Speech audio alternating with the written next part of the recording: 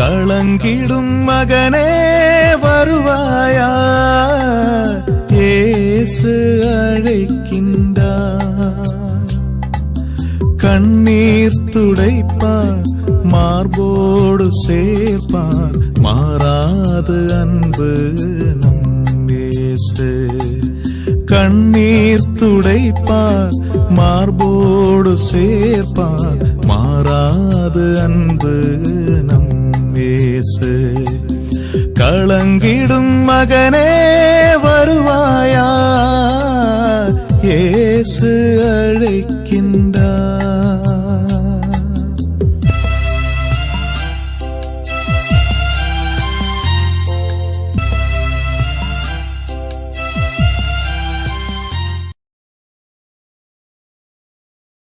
இயேசு கிறிஸ்துக்குள் பிரியமானவர்களே, ஆண்டவராய் இயேசு கிறிஸ்துவின் பரிசுத்தமுள்ள திருப்பெயரிலே நல்வாழ்த்துக்கள். இந்த விடுதலை நேர நிகழ்ச்சி வழியாக உங்களை சந்திப்பதிலே நான் மிகுந்த மகிழ்ச்சி அடைகின்றேன். ஆண்டவர் தந்திருக்கிற இந்த மாபெரும் கிருபைக்காக ஆண்டவருக்கு உளமாற நான் நன்றி கூறுகின்றேன். பிரியமானவர்களே, நம்மை படைத்தவரும் நம்மை பராமரித்து வழிநடத்துமாகிய ஆண்டவர் தான் இந்த நாளுக்களையும் நேரங்களையும் குறிப்பிட்டு நம்மோடு கூட பேச விரும்புகிறார். இந்த நேரத்தில் அவனோடு கூட பேசுவேன்றபடி இந்த நேரத்தில் நம்மோடு கூட பேச விரும்புகிறார். அவர் பேசுகிற வார்த்தை நமக்கு விடுதலை கொடுக்கிறதா இருக்கிறது. எனவே இந்த விடுதலை நேரத்துக்கு ஆண்டவருடைய வார்த்தைகளை கேட்பதற்காக அமர்ந்திருக்கிற நீங்கள் ஒவ்வொருவருமே பேறு பெற்றவர்கள். ஆண்டவர் நம்ம ஒவ்வொருவரையும் ஆசீர்வதிப்பார். இந்த வேளையில் கூட ஆண்டவருடைய வார்த்தைகளை கேட்ப நாம் ஆண்டவர் சமூகத்தில் ஒப்புக்கொடுக்கலாம். நேசிக்கிற அன்பின் ஆண்டவரே, இந்த மாலை வேலைக்காய் கோடான கொடி தோத்திரங்களும் துதிகளும் ஆராதனை எடுக்கிறோம் ஆண்டவரே. காலை முதல் மாலை வரை ஆண்டவரே, உழைத்ததன் நிமித்தமாக உடலிலே சோர்வுகள், மனதிலே பலவீனங்கள் ஆண்டவரே, இவற்றையெல்லாம் உடைய தூய ஆவிக்குள் மாற்றுவீராக. உம்முடைய வார்த்தையை கேட்பதற்கு எங்களை தகுதியாக்கி கொள்வீராக. உம்முடைய வார்த்தையை கேட்டு நாங்கள் வாழ்வாக்கி கொள்ள ஆண்டவரை கிருபை செய்யும். ஆண்டவரை நீர் பேசும். உம்முடைய பிள்ளைகள் அவளோடு கூட கேட்க அமர்ந்திருக்கிறோம். ஆண்டவரே பேசும், உம்முடைய பிள்ளைகள் கேட்கிறோம். ஆமீன். ஆமாம். பிரியமானவர்களே, இந்த செய்தியை நான் இப்போ ஜெபிக்கிற பொழுது கடவுளுடைய தூய ஆவியானவர், தந்தை, மகன், தூய ஆவியானவர், இந்த மூவொரு கடவுள், வார்த்தை, மனூறு, ஆவியா இருக்கிற இந்த மூவொரு கடவுள் மூன்று நிலையும் அப்படி செயல்பட்டு கொண்டிருப்பது தான். இந்த ஆவியானவர் இப்பொழுது ஒரு உணர்வுகளை கொடுத்தார். கவலைப்படாதீர்கள் என்று ஒரு உணர்வை கொடுத்தார். உண்மையாகவே அது எனக்கு சொல்லப்பட்ட வார்த்தையும் போல் நினைக்கிறேன். என் சகோதரருக்கு சொல்லப்பட்ட வார்த்தையும் போல் சொல்லு. நம் எல்லோருக்குமே சொல்லப்பட்ட வார்த்தைகள் தான் அது. கவலைப்படாதீர்கள். இந்த கவலைப்படாதுன்ற வார்த்தை எனக்கு சொன்னது என்னது தரப்பிலே, சகோதரர் அமர்ந்து சொன்னது அவர் தரப்பிலே, நம் ஒவ்வொருவருக்கும் சொல்லப்பட்டது அவருடைய நிலையிலே தான். இன்றைக்கு எனக்கு பார்க்குற பொழுது இந்த ஊழியத்தின் பாதையில் நிறைய பண தேவைகள் உண்டு. புத்தக ஊழியம், தொலைக்காட்சி ஊழியம்னா பார்க்கணுனாக்க ஒரு நாளைக்கு, ஒரு வாரத்துக்கு 4 நாள், ஒரு மாதத்துக்கு 16 நாள். இதுக்கு நாங்கள்லாம் பணம் கொடுக்கணும். இதுக்கு எவ்வளோ நிலை இருக்கு. ஆனாலும் ஆண்டவர் தானே செய்து கொண்டிருக்கிறார். இது ஒரு பக்கம். அதே ரெண்டாவது பார்க்கும்பொழுது புத்தக ஊழியம். ஆண்டவர் சொன்னார், புக்கு விலையோ சந்தாவை குறிப்பிட வேண்டாம், யாரும் நீ பணம் கேட்க வேண்டாம், நானே மக்களோட உள்ளத்தில் பேசி கொடுப்பேன்னு செய்வார். ஆனால் அந்த ப்ரெஸ்ஸில் போய் பணம் கொடுக்கணும். அந்த நேரத்தில் பணம் இருக்காது. மனுஷன் பாரம் இருக்குல்ல, கவலை இருக்குல்ல, ஐயோ பணம் கொடுக்கணுன்ருக்கு. ஆனால் நான் ஆட்டோ சமயத்தில் ஓட்டி போயிட்டு முதலாளி ப்ரெஸ்ஸுக்கு பணம் கொடுக்கணும்னு கேட்கும். முதலாளி ப்ரெஸ்ஸுக்கு பணம் கொடுக்குன்னு கேட்பேன். அதுக்கான வழியில் அவர் செஞ்சு கொடுத்துருவார். இப்படி மனித இயல்பாக கொண்டு வரது தான். தொய்யாவிக்குள் வந்தப்பட்டு ஒரு புத்தகம் எழுதி இருக்கிறேன். அதாவது விண்ணக வாழ்வை நோக்கி என்கிற ஒரு புத்தகம். அந்த பரலோக நரகம் எங்கே செல்வா எப்படி இருப்பா என்ற புத்தகம் வெளியிட்டும். அது நிறைய மக்களுக்கு ஆசீர்வாதமாக இருந்தது, மனமாற்றத்துக்கு ஆசீர்வாதமாக. நிறைய பேர் அது 50-100 என்று வாங்கி நிறைய மக்களுக்கு கொடுத்து கொண்டிருக்கிறார்கள், நடந்துருக்கு. இப்போ விண்ணக வாழ்வு நோக்கி என்கிற ஒரு புத்தகத்தை நான் எழுத தூய ஆவியால் உந்தப்பட்டிருக்கிறோம். அது பரலோக நரகம் எங்கே செல்வாய் எப்படி இருப்பா என்கிற புத்தகமும், இதோ நான் விரைவாக வருகிறேன் என்கிற ஆண்டுடைய வருகை நாட்கள் மிக சமீபமாக இருப்பதை குறிப்பிக்கப்பட்ட ஒரு செய்தியும், அதோடு கூட அவள் செயலுக்கற்ற கைமாறி என் கையிலே இருக்கிறது என்கிற மாதிரி செய்தியும் 3 செய்தியில் உள்ளடக்கி விண்ணக வாழ்வு நோக்கின்னு ஒரு புத்தகம் எழுதலாம் இருக்கிறேன். இதற்காக நீங்கள் ஜெபியுங்கள், இதற்காக நீங்கள் ஜெபியுங்கள். ஆண்டவருக்கு இதற்கு தேவையான எல்லா பண பொருளாதாரத்தையும் அவர் மக்கள் வழியாக பேசி கொடுக்க செய்வார். அவருக்கே துதி. பிரியமானவர்களே, சரி, கவலைப்படாதுன்னு சொல்லுகிற ஒரு கருத்தை நான் பார்க்கிற பொழுது, கவலைப்படாத ஒரு மனிதர் இருக்கிறார்கள். யார்? கவலையே பட மாட்டேன்ட்டு நீங்க அக்கா, நீங்க அண்ணா, அக்கா, பிரதர் என்ன பிரதர் இப்படி சொல்றீங்க? கவலைப்படாமல் இருக்க முடியுமா? என் பையனை பற்றி கவலை பிரதர், எங்கள் பிள்ளைய பற்றி கவலை பிரதர், தொழிலை இப்படி பணம் எல்லாம் கவலை தான் இருக்கு. ஆனால் கவலைப்படாத ஒரு மனிதர் இருக்கிறாரு. அதுதானே ஆண்டவர் இயேசு சொன்னார், சின்ன சிறுவர்களை பிள்ளைகள் என்னிடம் வர விடுங்கள்னு. சின்ன பிள்ளைங்க இருக்காங்க, அவங்களுக்கு கவலை இருக்கா சொல்லுங்க? சின்ன பிள்ளைங்க அவங்களுக்கு கவலையே கிடையாது, அவனுக்கு கவலையே கிடையாது. அந்த சின்ன பிள்ளைங்க அப்பா பாரு, அப்பா அம்மாவை சார்ந்துட்டு அவ பாட்டு நின்றுட்டு விளையாடிட்டு போயிட்டே இருக்கும், நேரம் சாப்பிடுங்க தூங்குங்க போயிட்டே இருக்கு, கவலைப்படுறது இல்லை. அந்த மாதிரி ஒரு சின்ன குழந்தை மாதிரி ஆகணுட்டுக்கு. சின்ன குழந்தைகள் தான் அந்த கவலையே இல்லாதபடி அவர் வாழ்ந்துட்டு இருப்பார்கள்.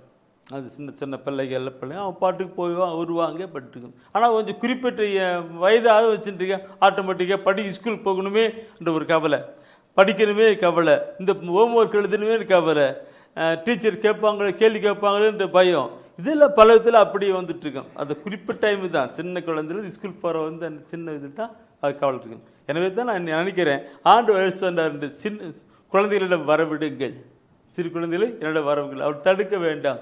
இவர் இப்படி மாறவில்லை என்றால் இந்த சின்ன குழந்தை விண்ணர் சிலை செல்ல முடியாதுன்னு அவர் சொல்லுவார். கவலற்ற குழந்தைகள் அப்பாவை சார்ந்துக்கிட்டே அவர்களே இருக்கிறீர்கள். அதே போல் நாமளும் கடவுளை நம்பி கடந்துட்டு போகணும். இந்த கவலைப்படாதேன்னு சொல்லுகிறார். ஏன் ஆண்டவர் கவலைப்படாது சொல்லான்னு சொன்னார்? கவலைப்படாதீன்னு ஆண்டவர் ஏன் சொன்னார்? இந்த கவலைப்படுவதனால மனதில் உடலில் பலவிதமான பிரச்சனைகள் வருகிறது. அதனால்தான் நம்மை தாயின் கருவத்தில் உருவாக்கின அந்த ஆண்டவர் நம்மை பார்த்து சொல்லுகிறார், நீ கவலைப்படாத, கவலைப்பட்டா உன் உடம்புக்கு உள்ளத்துக்கு பலவித கேடு வந்துடும் சொல்லி தான் நமக்கு கவலைப்படாது சொல்லி கொடுக்கிறார். பெற்றோர்கள் தன்னுடைய பிள்ளைகளுக்கு சொல்லுது போல, டே ஏன்டா கவலைப்படுறீங்க, விட்டுடா, அதெல்லாம் நான் பார்த்துக்கிறேன். பெற்றோர்கள் சொல்லுவார்கள், தன் கண்ணு ஏமா கவலைப்படுற, நான் பார்த்துக்கிறேம்மா, நீ கவலைப்படாதம்மா, நான் பார்த்துக்கிறேம்மா, போம்மா நீ சொல்லுவாங்க இல்லைங்களா? அதே போலத்தான் நம்முடைய ஆண்டவர் இந்த நாளிலே கவலைப்படாதே என்று சொல்லுகிறார். கவலைப்படுவதால் என்னென்ன நிலைகள் வருகிறது என்பதை குறித்து இந்த தெய்வீக திருவிழத்திலே நம்முடைய அருமை ஆண்டவர் சொல்லுகிற வார்த்தைகளை நாம் சிந்தித்து பார்க்கணும். பார்க்கணும். திருப்பாடல் ஆசிரியர், பரிசுத்தாவினால் நிரப்பப்பட்ட ஒரு திருப்பாடல் ஆசிரியர் சொல்லுகிறாரு, என்ன சொல்றாருன்னா, திருப்பாடல் 55 2வது வசனத்தை நீ படிச்சு பாருங்க. அந்த பின்னூட்டு பகுதி, அந்த 55 2வது அந்த 55ஆம் அதிகாரம் 2வது வசனத்தில் பின்னூட்டு பகுதி படிச்சு பாருங்க. அது என்ன சொல்லுகிறாரு? என் கவலைகள் என் மன அமைதியை குலைத்து விட்டன, மன அமைதியை குலைத்து விட்டன சொல்றார். என் கவலைகள் என் மன அமைதிகளும் நிம்மதியா இருந்தப்பா, ஆனா அந்த பிரச்சனை வந்துச்சு, அப்படியே கவலை வந்து அதை பற்றியே நினச்சி போயிட்டு இருக்கு. ஒரு பண தேவை, கடன் தொல்லை, இதோ ஒரு நிலையில் வந்து பாருங்க, என் கவலைகள் மன அமைதியை குலைத்து விட்டன. இதோ ஒரு நல்ல அமைதியாக பீஸ்ஃபுல் இருப்போம், இதோ ஒரு சூழ்நிலை, இதோ ஒரு நிலை, இதோ ஒரு வந்துட்டு அது மன அமைதியை கெடுத்து விட்டது என்று நாம் பார்க்கிறோம் இல்லைங்களா? திருப்பாடல் ஆசிரியர் தான் சொல்றார், என் மனதை அமைதியை கெடுத்து விட்டுன்னு சொல்றார்.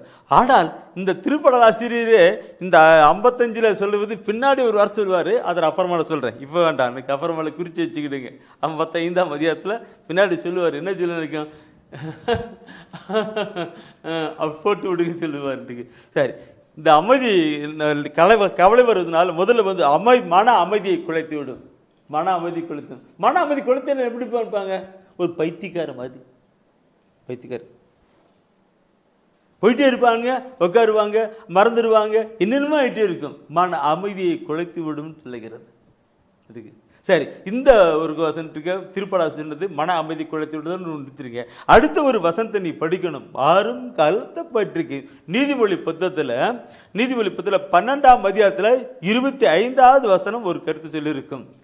மனக்கவலை மனிதரின் இதயத்தை வாட்டும். பாருங்க, மனக்கவலை மனிதரின் இதயத்தை வாட்டும்.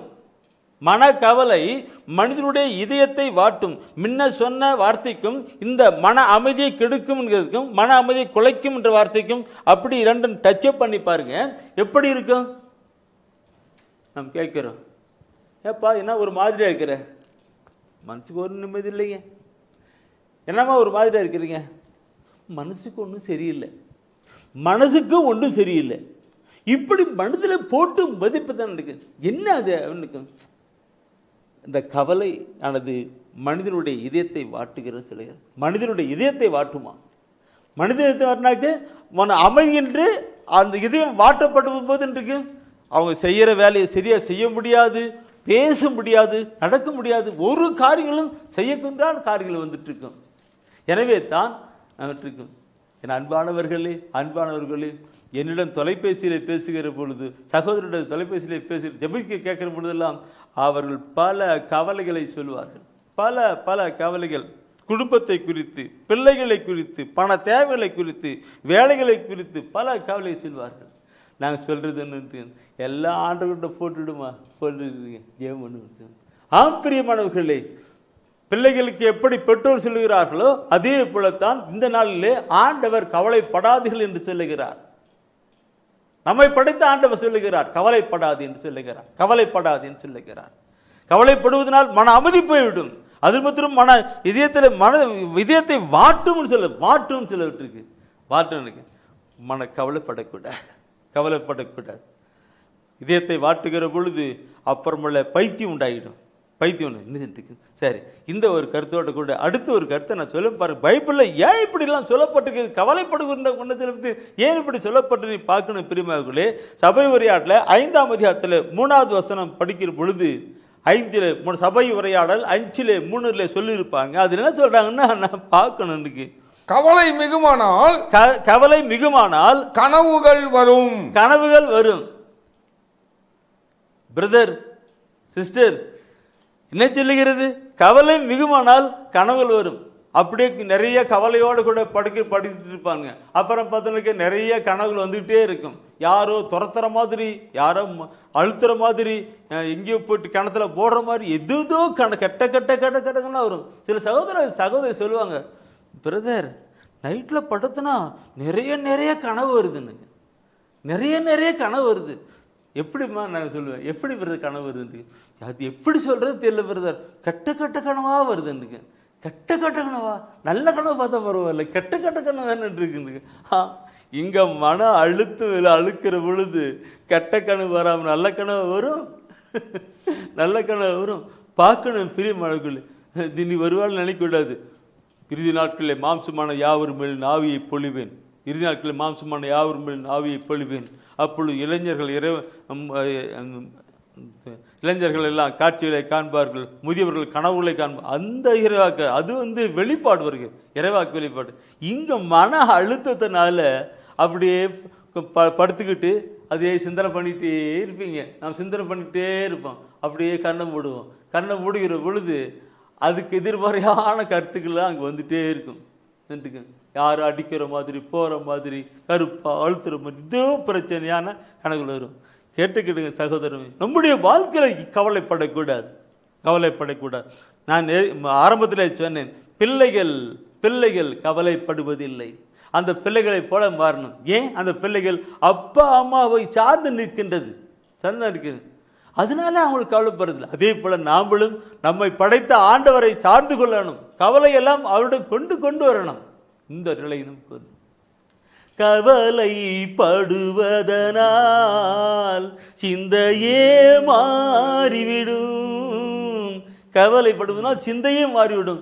நான் இப்போ பஸ்ஸு போலாம் பார்ப்போம், அதில் வேற எங்கேயும் போயிட்டு இருப்போம். இல்லைங்களா? நடைமுறை வாழ்க்கை நான் சொல்லும் போது எனக்கு அப்படி எனக்கு சிரிப்பாக வருகிறது. என்ன நினைக்கிட்டு இருக்கு, எங்கேயா போயிட்டுருக்கிற? பஸ்ஸுக்கு தான் போகலான்னு பார்த்தேன், ஆனால் ஏதோ ஒரு சூழ்நிலை அப்படி போயிட்டுருக்கேன். நினைவுகள் அங்கே மன அழுத்தங்கள் எங்கெங்கேயோ போகிறதுன்ட்டு இருக்கு. கவலை மிகுமானால் என் அன்பானவர்களை எப்படியெல்லாம் மன அமைதியை கெடுக்கும், மன இதயத்தை வாட்டும் கெட்ட கனவுகள், நிறைய கனவுகள் வந்துக்கிட்டே இருக்கும். நீங்கள் கால் நட்டு படுகிற கனவுகளை பார்த்து விடிகலாம் கனவு என்ன கனவுன்னு நமக்கு தெரியவே தெரியாது. என்ன கனவு கண்டோம், என்ன பார்த்தோம்னு சொல்லிட்டு நமக்கு தெரியாது, இதோ கனவு போயிட்டே இருக்குன்ட்டு. இப்படிலாம் வரக்கூடாது. இப்படிலாம் வருகின்றால் நம்முடைய வாழ்க்கையில் கனவுகளின் காரியங்களை நான் அதிகமாக பார்க்க முடியும். இந்த ஒவ்வொரு கருத்து நீ பார்க்கணும் பிரிவாக்களே. நான் சொல்லுகிறது நான் சொல்லப்படவில்லை, நம்மை படைத்த ஆண்டவர் சொல்லுகிறார். மகனே மகளை கவலைப்படாதே, நீ கவலைப்பட்டா மன அமைதி போயிடும் மகனே, நீ கவலைப்பட்ட உன் இதயம் வாட்டி போய்விடும் மகனே, நீ கவலைப்பட்டனால உனக்கு கனவு வரும் மகனே. கெட்ட கனவு வரலாம், தீய கனவு வரலாம், குழப்பமான கனவுலாம் வரும். அந்த கனவு ஆபத்து உண்டு. சரி, இந்த கருத்தோட கூட அடுத்த ஒரு கருத்தை நான் சொல்ல விரும்புகிறேன் பிரிமார்களே. கத்தோலிக்க பைபிளில் சீராக்கு புத்தகம் 31. கத்தோலிக்க பைபிள் நான் சொல்கிறேன்னாக்க, இந்த என்னுடைய இறை செய்தியை மற்ற சபையாரும் நிறைய சபையாரும் கேட்டுக்கொண்டிருக்கிறார்கள். அவரெல்லாம் ஃபோன் பண்ணி சொல்லுவாங்க, பிரதர் நீங்கள் கொடுக்குற செய்தி மிக பயனுள்ளதாக இருக்கிறது, நாங்கள் பயன்படுத்தி கொண்டிருக்கிறோம் சொல்லலாம் சொல்லுவாங்க. ஆண்டவருக்கு மகிமை உண்டாகட்டும். அவெல்லாம் பார்க்குறாங்க இந்த தொலைக்காட்சியில், இந்த நேரத்தில் இவ்வளோ செய்தியெல்லாம் பார்க்குறாங்க. அந்தளவு கடவுள் நிலை போய்கிட்டு இருக்குது. அவர் சொல்லுவாங்க, உங்கள் செய்தி அருமையாக பயனுள்ளதாக இருக்குது, அதை நான் பார்த்துட்டு இருக்கிறேன். ஆனால் என்ன சொன்னால், சீராக்கு கத்தோலிக்க பைபிளில் சீராக் புத்தகம் இருக்குது, சீராக் ஞானம், சீராக் புத்தகம் சீராக் ஞானம். அதில் 31ஆம் அதிகாரத்தில் 1-2 வசனத்தை நீ படிப்பீங்கன்னாக்க அங்கே அருமையான ஒரு கருத்தை சொல்லப்பட்டது நான் பார்க்க முடியும். சீராக் ஞானம், அதில் சாலமோன் ஞானக்கருத்து சீராக் ஞானம் வரும். அதில் 31ஆம் அதிகாரத்தில் 1-2 வசனம் சொல்லுகிறது பார்க்கணும். செல்வத்தின் மீது உள்ள விழிப்பு உடலை நலிய செய்கிறது, உடலை நலிய செய்கிறது. அதை பற்றிய கவலை உறக்கத்தை துரத்தி அடிக்கின்றது. ஓல்டன் போதும், முதல்ல பார்க்கணும். செல்வத்தின் மீது உள்ள விழிப்பு, செல்வத்தின் மீது உள்ள விழிப்பு உடலை நலிய செய்கிறது, உடலை நலிய செல்கிறது. அதை பற்றிய கவலை உறக்கத்தை துரத்தி அடிக்கிறது.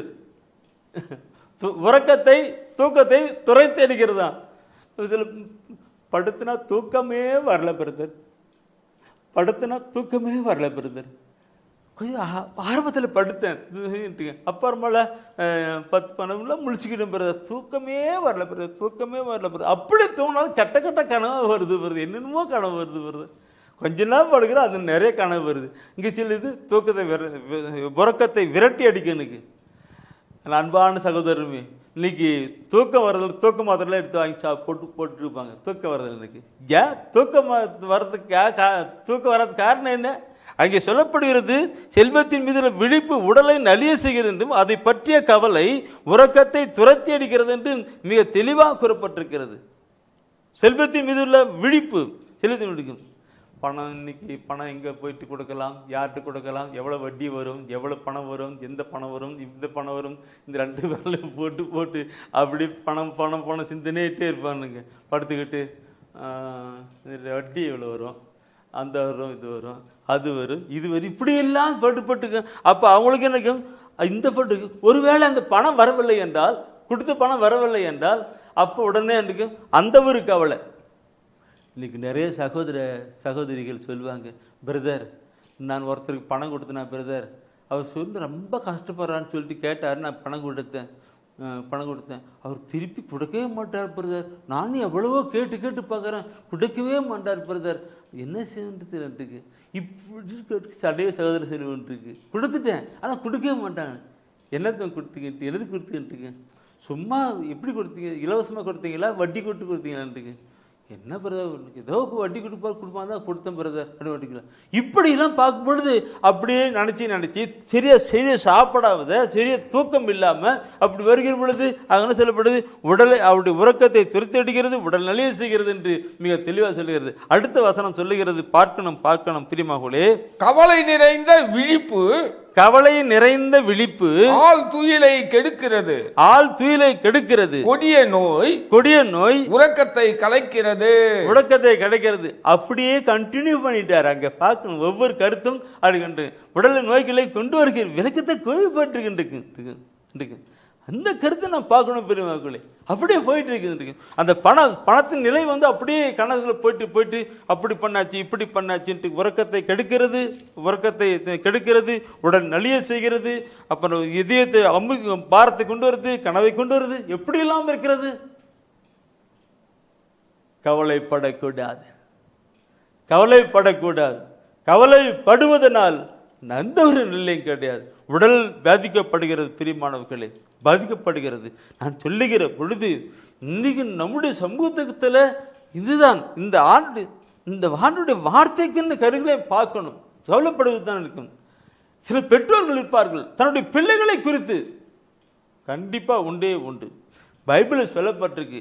அதே சீராக் புத்தகத்தில் இல்லைங்களா, சீராக் புத்தகத்தில் நீ பார்க்குற பொழுது 42ஆம் அதிகாரத்தில் 9-10 வசனத்தை படிப்பில்லானாக்க 42ஆம் அதிகாரத்தில் 9-2 வசனத்தை நீ படிப்பில்லானாக்க அந்த இடத்துல சொல்லப்பட்டிருக்கும் பெற்றோர்களுக்கு பிள்ளைகளை குறித்து, அதாவது பெண் பிள்ளைகளை குறித்து எப்படி கவலையெல்லாம் இருக்கும்னு அங்கே சொல்லிக் கொடுக்குற 42ஆம் அதிகாரத்தில் 9-10 வசனத்தில் நீ பார்ப்பீங்கன்னா அங்கே சொல்லப்பட்டிருக்கும்.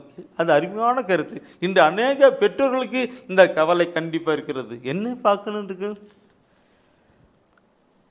தந்தை தம் மகளுக்கு தெரியாமல் அவளை பற்றி விழிப்பாய் இருக்கிறார்.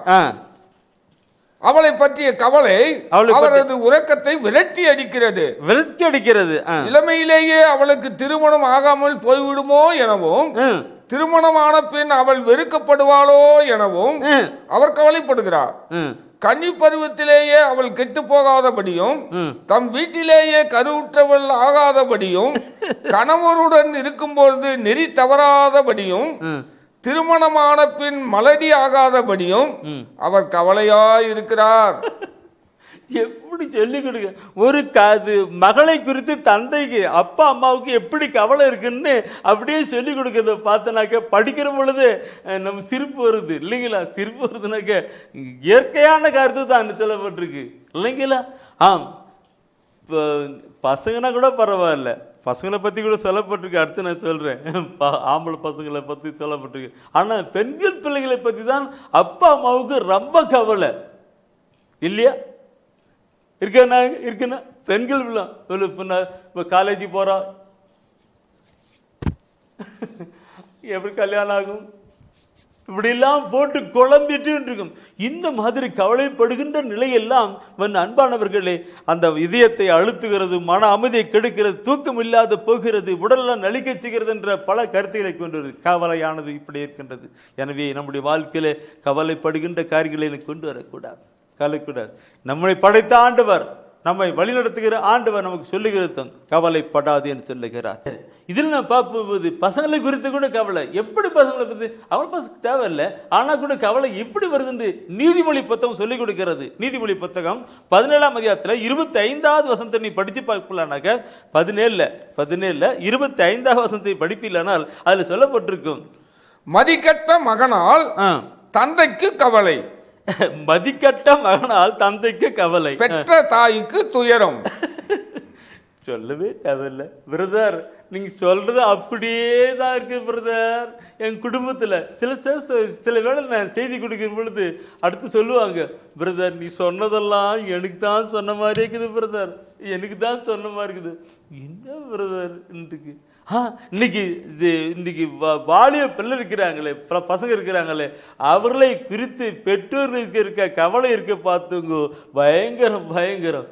இன்னைக்கு பசங்கள்லாம் இருக்கு, வாலிய பிள்ளைகள்லாம் தவறான வாழ்க்கை வாழ்ந்துகிட்டு இருக்கிறாங்க. வயதான பெற்றோர்களுக்கு ஐயோ சொன்னா கேட்க மாட்டானே, இப்படிலாம் இருக்கிறானே, கோயிலுக்கு போக மாட்டானே, பைபிள் படிக்க மாட்டானே, சர்ச்சுக்கு வாடான்னு வர மாட்டானே, ஜெபம்லாம் வாடானா வர மாட்டானே, அப்படியே புலம்பிட்டு இருக்கிறாங்க இல்லைங்களா. ஆமாம் பிரதர் ஒவ்வொருத்தரும் அப்படி தலையாட்டுறீங்க, எல்லாம் தலையாட்டிகிட்டே இருங்க.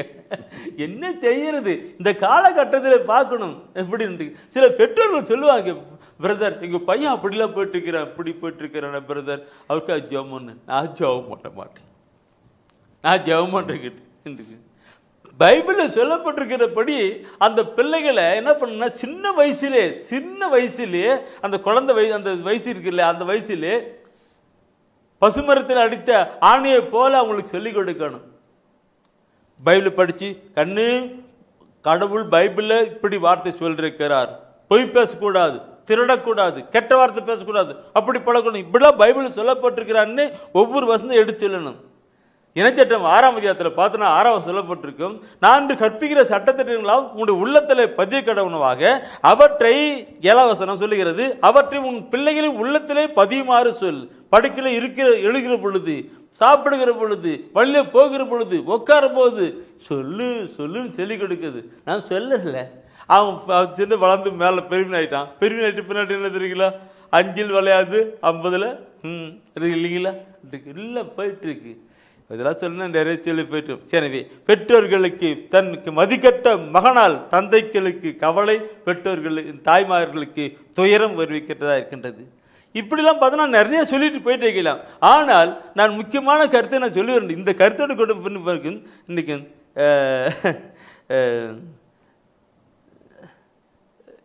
கவலைப்படுதுன்னு சில சகோதர சொல்லுவாங்க, பிரதர் நான் பைபிளை படிக்கிறேன்னா ஒன்றும் மனசுல நிற்கவே மாட்டேது சொல்லுவாங்க. பைபிள் படிக்கிறேன் பிரதர், தவறாமல் பைபிள் படிக்கிறேன் பிரதர், ஆனால் மனசில் எதுவும் நிற்கவே மாட்டேது பிரதர்னா.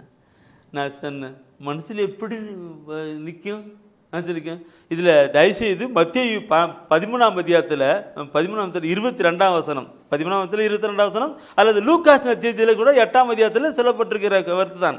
அது மத்தேயு படிங்க, நல்லா தெளிவாக தெரியும் கொடுக்கப்பட்டிருக்குது. மத்தேயுல 13ஆம் அதிகாரத்தில் 22ஆம் வசனத்தை நீ படிச்சினாக்க அதை சொல்லப்பட்டிருக்கும்.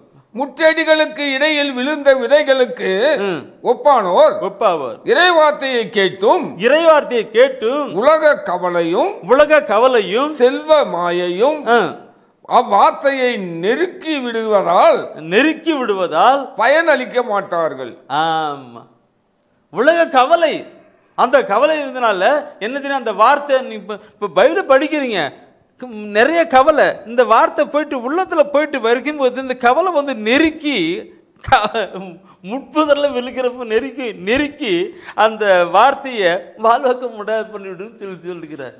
பார்க்கணும் சகோதரமே, பார்க்கணும். கவலைனால் எத்தனை ப்ராப்ளம், எத்தனை நெருக்கைகள் பிரச்சனைக்கு. கவலை பைபிளை படிக்கிறோம், பைபிளை படிச்சுன்னு வார்த்தை நிலா பொழிகின்ற கருத்து என்ன வருது எனக்கு நெருக்கங்கள், கவலை மிகுதினால அந்த பைபிளை படித்தா கூட இறைவார்த்தை கேட்டாலும் இறைவார்த்தை படித்தாலும் அந்த வார்த்தை அங்கே நிற்கிறது இல்லை. அங்கே அப்படி வந்து அந்த கவலை வந்து நெருக்கி அந்த வார்த்தையை அலசி பண்ணிவிட்டு. சரி, எனவே இதெல்லாம் சொல்ல நிறைய சொல்ல நான் இப்போ கொண்டு வருகிறேன். பிரதர் கவலைப்பட சொல்றீங்க, இந்த இப்படி இருக்கு. ஆண்டவராக இயேசு கிறிஸ்து அவருடைய பிரசங்கத்தினுடைய தலை முதல்ல கண்டு வந்த மலைப்பிரசங்கம், அந்த மலைப்பிரசங்கம் அடுத்து நீ பார்த்தனாக்க அவர் சொல்லிக் கொடுக்கிற வார்த்தை, ஜிபிக்க கற்றுக் கொடுத்த பின்னாடி அவர் சொல்லிக் கொடுக்கிற கருத்து என்ன? மத்தேயு 6ஆம் அதிகாரத்தை எடுத்துக்கிடுங்க சகோதரமே, எல்லாரும் எடுங்க. மத்தேயு 6ஆம் அதிகாரத்தை எடுத்துக்கிடுங்க. அதில் பார்ப்பீங்களான்னா 25 முதல் மத்தேயு 6ஆம் 25 முதல் 34 வசனம் வரைக்கும் சொல்லப்பட்டிருக்கிற அந்த தலைப்பை படித்து பார்த்தினாக்க கவலைப்பட வேண்டாம், கவலை வேண்டாம் சொல்லப்பட்டு, கவலை வேண்டாம். 25 34 வரைக்கும் அதில் நீங்கள் படிக்கும்போது நீங்கள் பார்க்கணும் ஒவ்வொரு கருத்து. நீங்கள் 25 முதல் 34 அதில் 25ஆவது வசனத்தை நீங்கள் படிக்கணும். ஆகவே நான் உங்களுக்கு சொல்கிறேன். யார் சொல்றது? ஆண்டவர் சொல்றார். நான் உங்களுக்கு சொல்லுகிறேன், உயிர் வாழ எதை உண்பது, எதை குடிப்பது என்றோ, உடலுக்கு எதை உடுத்துவது என்றோ நீங்கள் கவலை கொள்ளாதீர்கள். எப்படி பார்த்து சொல்றார்? இன்றைக்கு எதை உடுப்போம், எதை குடிப்போம், எதை உயிர் வாழ எதை உண்பது, எதை குடிப்பது என்றோ, உடலுக்கு எதை உடுப்பது என்றோ நீங்கள் கவலை கொள்ளாதீர்கள் சொல்லப்பட்டிருக்கு. ஏன் பிரதர் கவலை பண்ணாத எப்படி முடியும்? நாம் கவலைப்பட்டுனா நன்றிக்கு.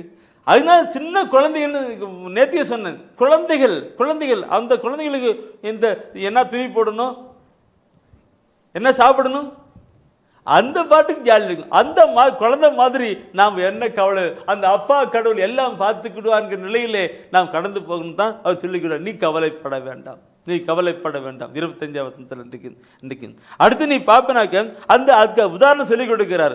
அந்த அடுத்த வானத்து பறவைகளை நோக்கி பாருங்கள், அவை விதைப்பதும் இல்லை, அறுப்பதும் இல்லை, களஞ்சியத்தை சேர்ப்பதும் இல்லை, உங்கள் விண்ணக தந்தை அவற்றுக்கு உணவு அளிக்கிறார், அவற்றை விட நீங்கள் மேலானவர்கள் அல்லவா என்று சொல்லிக் கொடுக்கிறார். எந்த கருத்தை எப்படி கொடுக்கிறார் பாருங்கள். அவற்றோட வேளாண் சொன்னார். எனவே நாம் எதை உண்போம், எதை உடுப்போம், எதை குடிப்போம் என்று கவலைப்படக்கூடாது. அதை ஆண்டவர் தானே செயல்பட்டு கொண்டிருப்பார். அவர் தானே செய்து கொண்டிருப்பார். வானத்து பறவைகளை பார்ன்னு சொல்லி கொடுத்த உதாரணத்தை நாம் பார்க்கணும். சரி, அடுத்தது நீங்க 25ஆம் வசனத்தை படுத்தீங்களா, அடுத்து 27ஆவது வசனத்தை படுத்தி பாருங்க. அதுல என்ன சொல்லுவார் என்று. கவலைப்படுவதால் நீ கவலைப்படுவதால் உங்களில் எவர் தமது உயரத்தோடு ஒரு முழம் கூட்ட முடியும், ஒரு முழம் கூட்ட முடியும் சொல்றார். என் ஆண்டவர் இல்லை, எல்லாம் சொல்லுங்க என் ஆண்டவர், நீங்க சொல்லுங்க என் ஆண்டவர் சொல்லுங்க, நம்ம ஆண்டவர் இல்லைங்களா? அவர் சொல்றாரு. அவர் என்ன சொல்றதுக்கு, கவலைப்படுவதால் ஒரு முழம் கூட்ட முடியுமான்னு. நான் இராணுவத்தில் 72 சேர்ந்துக்கு அங்கே இராணுவத்தை சேர்றதுக்கு உயரம் வேண்டும், உயரம், பாடி வெயிட் எல்லாம் வேண்டும். எனக்கு ஹைட்டு கொஞ்சம் கம்மி, ஹைட்டு கம்மி, எங்கே முடியும்? நான் கவலைப்படுறதுனால இந்த ஹைட்டு என்ன கூற வர முடியும்? ஒன்றும் முடியல. ஒரு வருஷம் அப்படியே போயிட்டு நடந்தது. ஆனால் ஒரு காலகட்டம் பின்னாடி நான், ஆண்டவர் உங்களுடைய சித்தம் ஆண்டவர், நான் மிலிட்டரி சேரனாக்க நீ திரும்பி கொஞ்சம் பண்ணி விட்டுட்டேன். அப்புறமெல்லாம் எதிர்பாராத நிலையில் இந்த நான் இராணுவத்தில் நான் சேர வேண்டிய நிலை வந்தாது. இது ஏன் சொல்லுகிறேன் என்றால், அவர் சொல்றாரு, உங்களில் கவலைப்படுவ ஒரு முழம் கூட்ட முடியும், எனக்கு ஒரு இஞ்சி கூட கூட்ட முடியல, ஒரு புள்ளி கூட கூட்ட முடியல, இல்லைங்களா? அதனால தான் ஆண்டு சொல்லுகின்றது, நாம் கவலைப்படக்கூடாது. கவலைப்பட அந்த கவலைப்படுவதனால இந்த முடிய கருப்பை அது சொல்ல மாட்டேன், எனக்கு நீங்களாம் டை அடிக்கிறாங்க, டெய்லி அதெல்லாம் சொல்ல மாட்டேன். இன்னைக்கு நிறைய வந்துட்டு அது சொல்ல மாட்டேன். ஆனால் உயரம் இதெல்லாம் இன்னைக்கு பார்த்தாக்க இது சாப்பிட்டாக்கா பிள்ளைகள்லாம் உயரமாயிருவான்னு பாட்டுவாங்க, அதெல்லாம் கிடையாது. உண்மையான நிலையை நாம் பார்க்கணும். பிரிமகுலி ஆண்டவர் சொல்லுகிறார், கவலைப்படுவதால் நீங்கள் உங்களுடைய ஒரு முழம் கூட்ட முடியுமான்னு. சரி, இந்த கருத்தோடு கூட நீ பார்க்கணும். பிரிம ஒவ்வொரு கருத்து சொல்லுகிறான். அடுத்து 31ஆவது வசனத்தை படிக்கலாம். ஆகவே எதை உண்போம், எதை குடிப்போம், எதை அணிவோம் என கவலை கொள்ளாதீர்கள். ஆகவே எதை உண்போம், எதை குடிப்போம், எதை அணிவோம் என கவலை கொள்ளாதீர்கள் சொல்லி கொடுக்கிறார். நாம் எதை பண்ணிருக்கோம், இதெல்லாம் நம்முடைய வாழ்க்கைக்கு நாளைக்கு எதை உண்போம், எதை குடிப்போம் என்று நீ கவலைப்படாதுன்றது அங்கே அழகா சொல்லி கொண்டார். சரி, ஒவ்வொன்றும் பார்க்கணும். இதுதான் நம்முடைய வாழ்க்கைக்கு தேவை. மனிதனுக்கு என்னப்பா, வயிறு என்ன இவ்வளவு உழைப்பு அளிக்கிற, எஞ்சான் உடம்புக்கு உலகம் இல்லைங்களா? எஞ்சான் உடலுக்கு அந்த உடல் வயிற்றுக்கு வயிறுன்னு சொல்லுவாங்க, அதுக்கு வயிற்று தான் உழைப்பிக்கிறான்னு சொல்லுவாங்க. நாம் பார்க்க நம்முடைய வாழ்க்கையில் அப்படிலாம் கவலைப்படக்கூடாது. இந்த கருத்தை சொல்லிட்டு 34ஆவது வசனத்தில் ஒரு அந்த ஒரு கருத்தை பார்க்கணும் இருக்கும். எதை உண்போம், எதை உடுப்போம், எதை குடிப்போம்னு கவலைப்படாதேன்னு சொன்ன ஆண்டவர் இங்கே 34ஆவது வசனத்தில் சொல்றார். என்ன சொல்றாங்க? ஆகையால் நாளைக்காக கவலைப்படாதீர்கள், ஏனெனில் நாளைய கவலையை போக்க நாளை வழி பிறக்கும், அந்தந்த நாளுக்கு அன்றன்றுள்ள தொல்லையே போதும். என் ஆண்டவர் எப்படி பேசுறாரு பாருங்க, இல்லைங்களா? ஒரு பிள்ளைகளுக்கு அப்பா சொல்றதை பார்க்கணும், அந்த அப்பா கடவுள் சொல்றதை பார்க்கணும், இல்லைங்களா? உண்மையாகவே நம்ம இன்னைக்கு அந்த அவருடைய அப்பா பிள்ளைகளை, அவருடைய அப்பா நம்முடைய பிள்ளைகளாக இருக்கும்போது நாம் கேட்டு அதன்படி நடந்தால் கவலையே இருக்க முடியாது. ஆண்டவர் சொல்லுது நாளைக்கான கவலை. இன்னைக்கு பார்த்தோன்னாக்க நாளைக்கு ஸ்கூலு அதில் பிள்ளை படித்து பாஸ் ஆகிட்டுனாக்க அடுத்து காலேஜ் சேர்த்தணும், காலேஜுக்கு எவ்வளோ பணம் வேணும், அந்த பணம் வேணும். அது காலேஜெல்லாம் முடிச்ச பின்னாடி அவளுக்கு கல்யாணம் பண்ணணும், வேலை வேணும், என்ன வேலை கிடைக்கும் தெரியல, அந்த வேலை கிடைச்சினாக்க அடுத்து கல்யாணம் பண்ணணும். இப்படிலாம் அப்படின்னு போயிட்டே இருக்கும். கவலை, நாளை பற்றி கவலைப்பட வேண்டான்னு. நாளைக்கு யாரு இன்னும் எது நடக்குன்னு யாருக்கு தெரியும்? அதெல்லாம் அவர்கிட்ட ஒப்படைச்சுன்னு சொல்லிட்டு என் அன்பானவர் இப்படிலாம் சொல்லுகிற பொழுது நீ பார்க்கணும். பார்க்கும் பொழுது 1 பேதுருவிலே 5ஆம் அதிகாரத்திலே 7வது வசனத்தை நீ படிச்சு பார்க்கணும்னாக்க அதுல புனித பேதுரு மிக தெளிவாக சொல்லுகிற ஒரு கருத்து உண்டு. புனித பேதுரு 1 பேதுரு 5ஆம் அதிகாரத்திலே 7வது வசனம் சொல்லப்பட்டிருக்கும், உங்கள் கவலைகளை எல்லாம் உங்கள் கவலை எல்லாம் அவரிடம் விட்டு விடுங்கள், அவரிடம் விட்டு விடுங்கள். ஏனென்றால் அவர் உங்கள் மேல் கவலை கொண்டுள்ளார். அவர் உங்கள் மேல் கவலை கொண்டார். கவலைப்படாதேன்னு சொன்ன ஆண்டவர் நம்மால கவலைப்பட்டிருக்கிறாங்களா? என்ன சகோதரம் சொல்றது? என்ன கவலைப்படாதேன்னு சொல்ற ஆண்டவர் நம்மள கவலைப்பட்டிருக்கிறாராம். அவனுக்கு என்ன பண்ணணும்? அவளுக்கு என்ன செய்யணும்? அவளுக்கு திருமண காரியம் பண்ணணும், எல்லாம் அவர் கவலைப்பட்டுறான். அதனால ஆண்டு பேச சொல்லுகிற என்ன சொன்ன, நீ உங்கள் கவலைகள் எல்லாம் அவரிடம் விட்டு விடுங்கள். அப்போ அவர் நம்மை குறித்து கவலைப்படுவார், அவர் நம்மை பற்றி கவலைப்படுவார். இவனுக்கு இப்படி செய்யணுமே, அப்படி பண்ணுமே, அப்படி பண்ணணும், நம்ம எல்லாம் அவர் பண்ணிட்டு இந்த வசனத்தை பார்க்கும் பொழுது நம்முடைய வாழ்க்கையில கொண்டு வரணும். பேதுரு சொல்லுகிற வார்த்தை பார்க்கணும், உங்கள் கவலையெல்லாம் அவரிடம் விட்டு விடுங்கள். தனிப்பட்ட வாழ்க்கையில் இருக்கிற, குடும்ப வாழ்க்கையில் இருக்கிற, தொழிலில் இருக்கிற எதை குறித்து நமக்கு கவலை இருக்கிறதோ, நம்முடைய பிள்ளைகளை குறித்து, வருங்கால குறித்து எதெல்லாம் கவலைக்கிறோம், அந்த கவலையெல்லாம் ஆணிடம் ஒப்படைத்தணும் சொல்லணும். ஆணிடம் ஒப்படைத்தணும், அவர் பார்த்துக்கணும். எனக்கு ஒரு சகோதரி வந்தாங்க. அவங்க சகோதரி அவங்க சகோதரிக்கு கணவன் இல்லை, அவர் பிறந்து போயிட்டார். அவங்களுக்கு ஒரே ஒரு மகள் தான். அந்த மகளுடைய எதிர்காலம் எப்படி ஆகும்ன்றதெல்லாம் பார்த்து பல விதமான நிலையில் இருந்தாங்க. நான் கொஞ்ச நேரம் அந்த சகோதரி நாளை பற்றி நீ எல்லாம் கவலைப்படாது, அவர் பார்த்துக்கிறாரு, நீங்கள் அவங்க கவலையெல்லாம் விட்டு விடணும். எப்படி பெரிய எனக்கு தெரியல. என்ன செய்யுங்க, ஒரு அப்ளிகேஷன் எழுதுங்கன்னு சொன்னேன். ஒரு அப்ளிகேஷன் மாதிரி எழுதுங்கன்னு. இப்படி எனக்கு ப்ரம் உங்கள் அட்ரஸ் எழுது, டூ அட்ரஸ் விண்ணக தந்தையின் போட்டு விடுங்க. உங்கள் கருத்து பொருள் என்னுடைய மகளை குறித்து எல்லாம் எழுதிட்டு ஆண்டுடைய திருவுரு படத்தாண்டை வச்சுக்கிட்டு பைபிள் வச்சுட்டு, ஆண்டவரே எல்லா கவலையும் வைக்கிறேன்னு வச்சுட்டு அவளை பார்த்துக்கிறேன்னுங்க. நீ வச்சிருக்க மாத்திரமில்ல, உண்மையாக வச்சுட்டு நீ அமைதியாக இருக்கணும், அப்போதான் இருக்கும். என் அன்பானவர்களே, அந்த சகோதரி என்ன நினச்சாங்கன்னு தெரியல, நான் சொன்ன மாதிரியே அப்படி செஞ்சாங்கன்னு இருக்கு. அப்போ கவலை இருக்கு. ஆண்டவர் அந்த பிள்ளைக்கு சரி, அந்த மகளுக்கு சரியான ஏற்ற காலத்திலே படிப்பு திருமண காரியம் எல்லாம் முடித்தாங்க. இன்னைக்கு அந்த சகோதரி சொல்கிறாங்க, எனக்கு ஒன்றும் இல்லை, நல்லா நிம்மதியாக இருக்கிறேன்.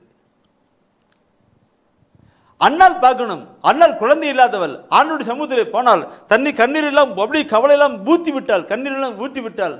அங்கே எலி சொல்லுகிறான், நீ கவலைப்படாத போ, ஆண்டவர் உன் ஜெபத்தை கேட்டார்னு. நம் கவலை எல்லாம் அப்போ ஆண்டவர் சமூகத்தில் அப்படியே கொட்டிவிடணும், சொல்லிவிடணும். அப்போ போட்டுக்கிற பொழுது எனக்கு கவலை போட்டுவிட்டோம் என்று சொல்லிவிட்டு திரும்பவும் கவலைப்பட்டால் நாம் கடவுளை நம்பவில்லை. கவலைப்படுகிற மனிதன் கடவுளை நம்பவில்லை. ஒரு பிரசங்க சொன்னார், ஃபாதர் அரித்தந்தை சொன்னார், அருமையான கருத்து. இன்னைக்கு நான் ரொம்ப மனசு பிடிச்சி. இன்னைக்கு கவலைப்படுகிற மனிதன் கடவுளை நம்பவில்லை, கடவுளை நம்புகிற மனிதன் கவலைப்படுவதில்லை என்று. பார்க்கணும், கவலைப்படக்கூடாது. ஆண்டவர் சொல்லார், நீ கவலைப்படாது, உன் கவலை எல்லாம் இரண்டும் ஒட்டி விடுன்னு சொல்லி. இந்த கருத்தை நீ திருப்பாடல 55 நான் நேற்று சொன்னேன் இல்லைங்களா, 55 2ஆம் வசனம் சொல்லப்பட்டிருந்தது. சொல்லுது, என் கவலைகள் என் மன அமைதியை கெடுத்து விட்டது, குலைத்து விட்டதுன்னு படித்தோம் அல்லவா. அதே திருப்பாடல் ஆசிரியர் அந்த 55 2வது வசனம் சொன்னவர் அந்த 22ஆம் வசனத்தில் சொல்லுகிறார். பாருங்கள், ஆண்டவர் மேல் உன் கவலையை போட்டுவிடு, ஆண்டவர் மேல் உங்கள் கவலையை போட்டுவிடு, அவர் உனக்கு ஆதரவு அளிப்பார், ஆண்டவர் மேல் உன் கவலையை போட்டுவிடு, அவர் உனக்கு ஆதரவு அளிப்பார் என்று. ஆம் பிரியமான பிள்ளை, நம்முடைய கவலை எல்லாம் அவருடைய சமூகத்தில் போட்டுவிடணும். ஆண்டவரேன்னு சொல்லி போட்டுவிட்டு நாம் அமைதியோடு கூட இருக்கணும். அவர் பார்த்துக்கிடுவார். என்னுடைய ஊழியத்தின் பாதிலே பல நிலை, நான் நேரத்தை சொன்னேன், பல நிலை எல்லாம் அவர்கிட்ட ஒப்படைச்சிட்டு அமைதியாக கிடக்கிறது தான். மனித பலவீனத்தில் கவலைகள் வந்தாலும் உடனே தூய ஆவியிலே ஒப்பு கொடுப்பேன், தூய ஆவியானவரே சொல்லி ஒப்பு கொடுக்கிற பொழுது அந்த கவலைகள் எல்லாம் மீண்டும் போட்டமா இருக்கும். எனவே தூய ஆவியானவர் தான் நம்மோடு கூட இருந்து நமக்கு சொல்லிக் கொடுத்து நம்மை வழிநடத்துகிறவர். தூய ஆவியானவர் தான். நாம் ஜெபிப்போம். எங்களுக்குள்ளே வாசம் செய்யும் ஆவியானவரே, இந்நாளிலும் சித்தம் போல் நடத்தி செல்லும் ஐயா. எங்களுக்குள்ளே வாசம் செய்யும் ஆவியானவரே, இந்நாளிலும் சித்தம் போல் நடத்தி செல்லும் ஐயா. ஆவியானவரே, ஆவியானவரே, பரிசுத்த ஆவியானவரே, ஆவியானவரே, ஆவியானவரே, பரிசுத்த ஆவியானவரே, எங்களுக்குள்ளே வாசம் செய்யும் ஆவியானவரே, இந்நாளிலும் சித்தம் போல் நடத்தி செல்லும் ஐயா. கவலை கண்ணீர் மறக்கணும், கர்த்தரையே நோக்கணும், கற்றுத்தாரும் ஆவியானவரே. கவலை கண்ணீர் மறக்கணும், கர்த்தரையே நோக்கணும், கற்றுத்தாரும் ஆவியானவரே. செய்த நன்மை நினைக்கணும், நன்றியோடு துதிக்கணும், சொல்லித்தாரும் ஆவியானவரே.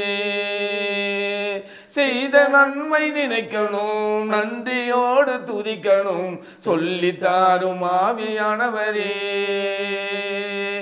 ஆவியானவரே, ஆவியானவரே, பரிசுத்த ஆவியானவரே, ஆவியானவரே, ஆவியானவரே, பரிசுத்த ஆவியானவரே, பரிசுத்த ஆவியானவரே. கவலைப்படாதீர்கள், உங்கள் கவலைகள் அனைத்தும் என் மீது போட்டு விடுங்கள் என்று சொன்ன ஆண்டவரிடம் நாம் அனைவரும் ஜெபிப்போம். எங்கள் அன்பான ஆண்டவரே, எங்கள் ஒவ்வொருவரையும் காண்கிறவரே, எங்களுடைய உள்ளத்தை ஊடுருவி காண்கிற தேவனே, நன்றியோடு உம்மை போற்றுகிறோம், புகழுகிறோம், ஆராதிக்கிறோம் ஆண்டவரே. ஆண்டவரே, கவலைகள் அனைத்தையும் என் மீது சுமத்தி விடுங்கள், போட்டு விடுங்கள் என்று சொன்னீரே ஆண்டவரே. இதோ ஒரு நாளிலே எங்களுடைய கவலைகள் எல்லாம் கரத்திலே ஒப்பு கொடுக்கிறோம் ஆண்டவரே. சுமை சுமந்து சோர்ந்திருப்பவர்கள் எல்லோரும் என்னிடம் வாருங்கள் என்று சொன்னீரே ஆண்டவரே.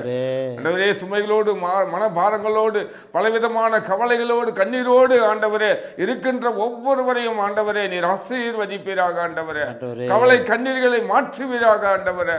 பிள்ளைகளை குறித்த கவலைகளை பெற்றோரிடம் இருந்து அகற்றி போடுவீராக ஆண்டவரே. ஆண்டவரே, தொழில் வளர்ச்சியில ஆண்டவரே பற்றி கவலை கொண்டு இருக்கிற ஒவ்வொருவரையும் ஆசீர்வதிப்பீராக ஆண்டவரே. திருமணம் நடக்கவில்லையே என்று சொல்லி பெற்றோர்கள் கவலைப்பட்டு கொண்டு இருக்கிறார்கள் சுவாமி. அவர்கள் அனைவரையும் நீர் ஆசீர்வதிப்பீராக ஆண்டவரே. மக்கள் நன்றி செலுத்துகிறோம் ஆண்டவரே, நன்றி செலுத்துகிறோம். மனக்கவலை மனிதனை மாற்றும் என்று சொன்னீரே ஆண்டவரே.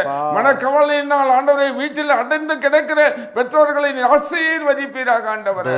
ஆண்டவரே, கடன் பிரச்சனையாய் ஆகிவிட்டதே என்று கண்ணீரோடு கலங்கி கொண்டிருக்கிற ஒவ்வொருவருக்கும் கடன் பிரச்சனையில் இருந்து மாற்று வழியை நீர் காண்பிப்பீராக ஆண்டவரே. மக்கள் நன்றி செலுத்துகிறோம் ஆண்டவரே. வாலிக பிள்ளைகளை குறித்த கவலை அநேகருக்கு உண்டு ஆண்டவரே.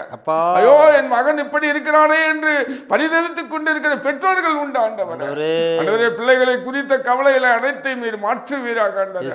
பிள்ளைகளுக்கு வழிகாட்டுவீராக ஆண்டவரே. திருமணமாகவில்லையே என்று பெண் குழந்தைகளை பற்றி கவலை கொண்டிருக்கிற பெற்றோர்களுக்கு ஆண்டவரை வழிகாட்டும்படியாய் நான் ஜெபிக்கிறேன் ஆண்டவரே. உமக்கு நன்றி செலுத்துகிறேன், நன்றி செலுத்துகிறேன். கவலைகள் அனைத்தையும் என் மீது சுமத்தி விடுங்கள் என்று சொன்னீரே ஆண்டவரே. இதை கேட்டுக் கொண்டிருக்கிற ஒவ்வொருவருடைய கவலைகளையும் ஆண்டவரே உங்கள் கரத்தில் ஒப்புக் கொடுக்கிறேன். ஆசீர்வதியம் கவலைகளை மாற்றுவீராக ஆண்டவர். உமக்கு நன்றி செலுத்துகிறேன். எங்கள் அருமை இயேசுவின் அற்புத நாமத்தில் ஜெபிக்கிறேன் எங்கள் நல்ல தந்தையே. ஆமென், ஆமென், ஆமென். அரியே வாழ்க ஆண்டவரும் உடனே, பெண்களிலே நீர் பேரு பெற்றீரும் மகனும் வாழியவே. பரிசுத்த மரியாயே எங்கள் பரமனின் தாயாரே, பாவிகள் எங்களுக்காய் பரமனை மன்றாடும். இப்போதும் நீர் மன்றாடும், எப்போதும் நீர் மன்றாடும். தீமைகள் நெருங்கையிலே பரமனை மன்றாடும். மரணம் வருகையிலே எம்மை தாங்கும் அம்மா.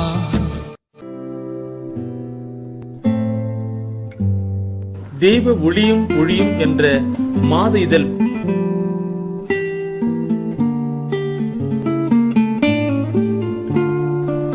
எமது டிவைனைட் ஊழியத்தின் வழியாக வெளியிடப்படும் தெய்வ ஒளியும் என்ற மாத இதழ் பெற வேண்டும் என்றால் சரியான முகவரியை அனுப்புங்கள்.